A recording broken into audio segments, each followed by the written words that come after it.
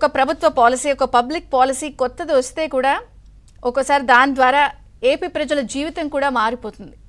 సందేహమే లేదు, అసలు డౌటే పెట్టుకోకర్లేదు.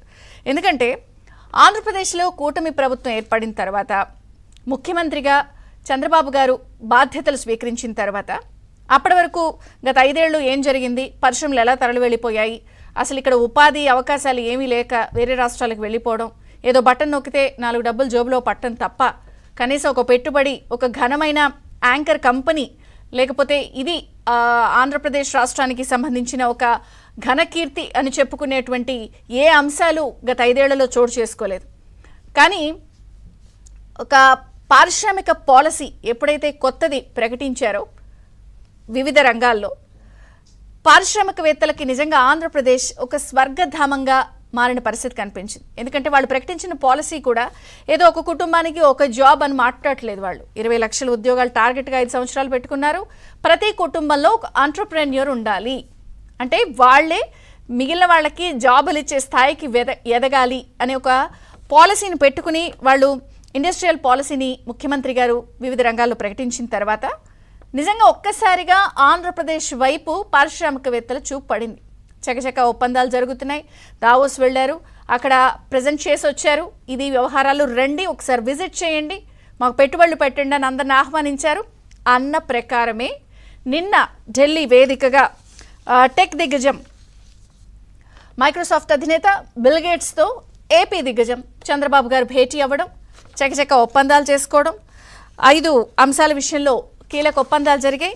ప్రధానంగా విద్య, వైద్యం, ఆరోగ్యం, వ్యవసాయం వీటన్నిటిలో కూడా సహకారం అందించేందుకు బిల్ గేట్స్ ఫౌండేషన్ ఏపీ ప్రభుత్వంతో కీలకమైనటువంటి ఒప్పందాలు చేసుకుంది.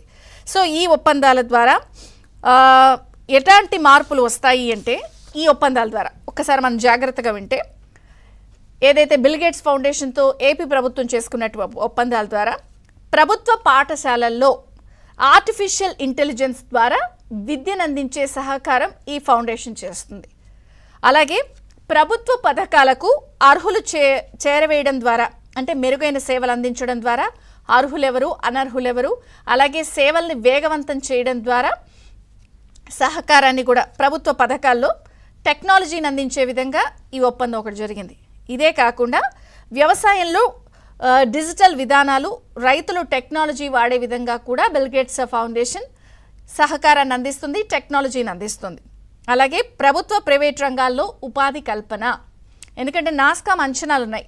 నాస్కామ్ అంచనా ఏం చెప్తుందంటే, ఒక ఐటీ ఉద్యోగి ద్వారా 4 ఉపాధి అవకాశాలు పొందే ఆస్కారం ఉంటుంది. కాబట్టి ఎప్పుడైనా ఒక ఐటీ జాబ్ ఇస్తే దాంతో యాన్షులరీగా ఇంకొక 4 జాబ్లు వచ్చే అవకాశం ఉంటుంది అని నాస్కామ్ అంచనా వేసిన నేపథ్యంలో ప్రభుత్వ ప్రైవేట్ రంగాల్లో ప్రధానంగా ఉపాధి కల్పనకు కూడా బిల్ గేట్స్ ఫౌండేషన్తో ఒప్పందాలు చేసుకున్నారు.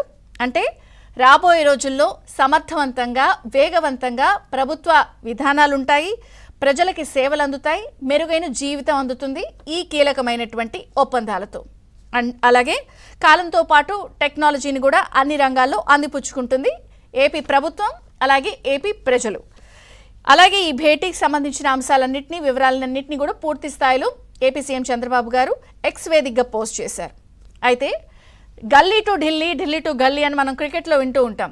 నిజంగా అటు ఢిల్లీలో ముఖ్యమంత్రి గారు 6ల మీద 6లు కొడుతూ టెక్ దిగ్గజాలతో, ఎవరెవరు పారిశ్రామికవేత్తలతో ఏమాత్రం అవకాశం ఉన్నా ఆయన పెట్టుబడులు, కీలక ఒప్పందాలు చేసుకుంటూ ఆయన అక్కడ దూసుకుపోతూ ఉంటే, మరొక పక్కన గల్లీలో అంటే ఆంధ్రప్రదేశ్ ఎరీనాలో మంత్రి నారా లోకేష్ గారు కూడా చకచక పోటీ పడుతున్నారు ఒప్పందాల విషయంలో, ప్రారంభోత్సవాల విషయంలో.